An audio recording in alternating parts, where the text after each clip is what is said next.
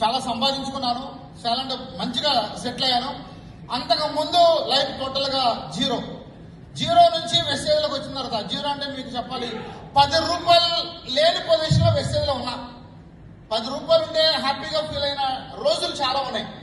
అలాంటి సిచ్యువేషన్ నుంచి వెస్టేజ్ లోకి వచ్చిన తర్వాత ఈ రోజు ఒక లగ్జరీ లైఫ్ ని లీడ్ చేస్తున్నాను.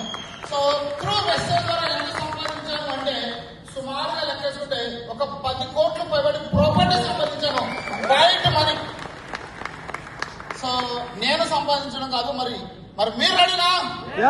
సో బాలి గారికి అండ్ మేనేజ్మెంట్ కి, దీపక్ గారికి, కన్వర్ గారికి, తర్వాత యువరాజ్ బాలి గారికి, అజయశ్రీ సార్కి ఒకసారి జోరు కలుసుదాం. సో ఇంత సపోర్ట్ ఏ కంపెనీలో కూడా ఏ మేనేజ్మెంట్ ఇవ్వని సపోర్ట్.